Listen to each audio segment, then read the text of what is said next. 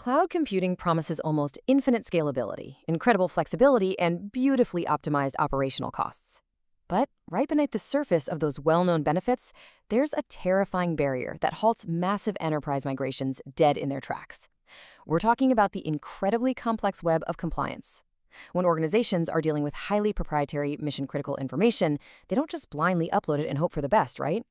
So in this explainer, we are breaking down the sophisticated world of cloud security standards and frameworks, exploring exactly how the industry engineers a verifiable blueprint of trust to overcome this massive hurdle. So let me ask you this direct question to set the stakes. What is the true biggest challenge in cloud computing today? Well, it isn't the underlying technology, and it isn't even just the generalized fear of hackers. The real challenge is the lack of verifiable, standardized trust. When a Fortune 500 company considers migrating decades of sensitive intellectual property to a public cloud, they hesitate. Why? Because they're losing direct physical control over their servers. They need absolute mathematical proof that their architecture is safe. Without rigorous, universally accepted frameworks to guarantee that security, enterprise paralysis sets in. And honestly, that hesitation is completely justified. Okay, let's dive into this. We're going to logically demystify this whole alphabet soup of compliance. Here's our roadmap. We'll start with the cloud security challenge, look at the cloud constitution analogy, and then unpack core ISO security standards, NIST and CSA frameworks, global government data laws, and finally, building ultimate user trust. Starting off with Section 1, the Cloud Security Challenge. When enterprises transition from simple, everyday consumer tools to massive, proprietary cloud storage architectures, the sudden lack of visible, hands-on compliance becomes their biggest hurdle by far. Moving right into Section 2, the Cloud Constitution Analogy. To firmly grasp why we desperately need strict governance in the cloud, we really have to look at a powerful, real-world comparison that completely changes how we view these technical frameworks. And this brilliantly illustrates the concept. Think about the physical world for a second. A functioning society relies entirely on a constitution to establish baseline laws and define standardized consequences. It ensures that justice isn't arbitrary, meaning a petty thief isn't given the exact same penalty as a murderer. Without it, you have total chaos. Well, in the cloud world, security frameworks act as that exact same constitutional baseline. Without them, massive providers like AWS, Azure, or Google Cloud could just invent their own completely different rules for handling data. Can you imagine the fragmented nightmare that would create for a company using a multi-cloud strategy? Frameworks stop providers from just improvising. They establish non-negotiable baselines for identity verification, audit logging, and incident response. So if a rogue administrator attempts unauthorized access, the framework ensures there is an immutable, standardized log of that action, making the whole environment predictable, auditable, and safe. Which brings us to Section 3, Core ISO Security Standards. These foundational frameworks serve as a direct, modern extension of highly trusted traditional information security models like ISO 27001, but adapted specifically for distributed cloud environments. Let's directly contrast two of the most vital ISO standards governing the cloud space. ISO 2717 provides the broad, essential umbrella of security guidelines. Crucially, it formally codifies the shared responsibility model. It doesn't just dictate how the cloud provider secures the underlying hypervisor and physical network, it gives explicit instructions on how the tenant must securely configure their own virtual environment. Conversely, ISO 2708 is uncompromisingly specific. It is entirely focused on protecting personally identifiable information, or PII. It mandates advanced cryptographic controls and dictates the strict lifecycle of private data.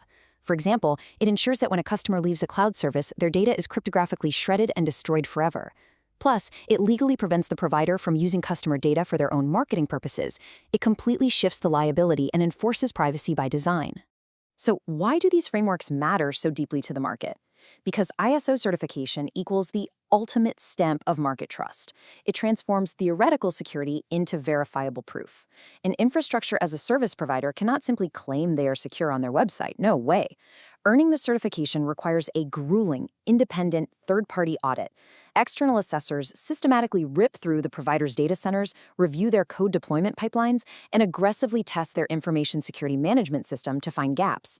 Passing this multi-stage audit gives the provider a tangible badge of non-reputation. It proves to enterprise clients that their security posture is actively tested, officially certified, and absolutely ready to safely house critical data.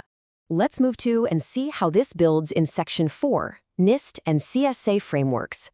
Here, we transition from broad international guidelines into the highly specialized technical frameworks that dictate exactly how system damage is measured and contained.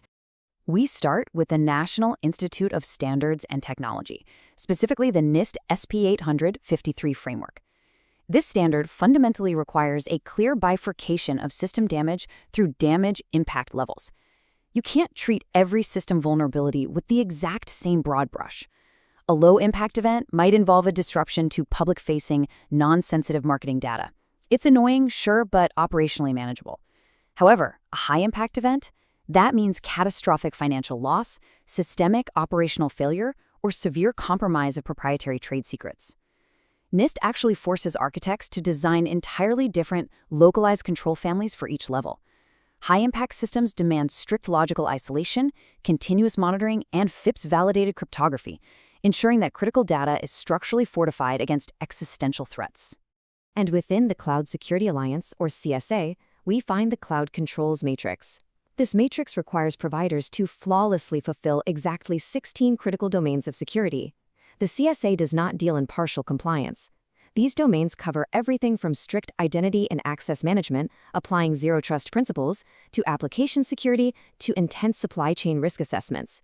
Because modern cloud architectures rely on highly interconnected microservices, a failure in just one of these 16 domains can compromise the entire infrastructure stack. Fulfilling every single one of these domains is the absolute minimum baseline a cloud provider must achieve to even sit at the table with enterprise clients. Next up, Section 5, Global Government Data Laws. This is where we shift from industry benchmarks to the strict, legally binding regulations enforced by geographical governments worldwide. Now, what's really interesting here is the sheer legal liability these regulations inject into cloud architecture. These frameworks give technical compliance its regulatory teeth. In Europe, the GDPR enforces severe data sovereignty rules, ensuring personal data handling is meticulously controlled, with violations resulting in devastating fines of up to 4% of a company's global revenue. Over in the United States, HIPAA legally mandates extreme protections against healthcare data breaches, where negligence can actually lead to criminal charges for executives. Think about that. In India, the Digital Data Protection Law enforces robust citizen digital privacy and strict localized data processing. This means a cloud architect can't just casually spin up a database in another country without triggering a massive compliance cascade. Ignoring these laws opens both providers and users up to catastrophic class action lawsuits. Almost at the finish line with Section 6, building ultimate user trust. This brings us to the ultimate goal of combining all these frameworks, guidelines, and global laws we've explored today. So, the crucial point is this: achieving ultimate user trust requires passing the final gatekeepers. SOC, specifically SOC 2's Type I, goes far beyond a simple checklist. It rigorously evaluates a provider's operational effectiveness over a continuous period, usually 6 to 12 months. It proves a provider it doesn't just secure their systems on the day of an audit, but maintains strict adherence to security protocols every single minute of the year. Paired with this are the CIS benchmarks, which are the aggressive technical hardening guides. They mandate exact configurations, demanding that providers disable root access, close vulnerable network ports, and deploy minimum viable services to reduce the attack surface. Without proving adherence to both SOC continuous monitoring and CIS technical hardening, a provider is fundamentally untrustworthy to the enterprise market. Which leaves us with this final, critical question to wrap up our explainer. Is your cloud provider truly certified? Or are you just assuming their security is robust because of their brand name? For the aspiring cloud engineers, architects, and focus learners engaging with us today, your responsibility is to look completely past the marketing brochures. When a vendor claims their architecture is secure, you now know the exact blueprint to check. Demand the SOC reports, verify their ISO domains, and map their adherence to NIST frameworks. Thank you so much for joining me to unpack this complex landscape, and I encourage you to persistently question and verify the underlying frameworks that hold our digital world together. See you next time.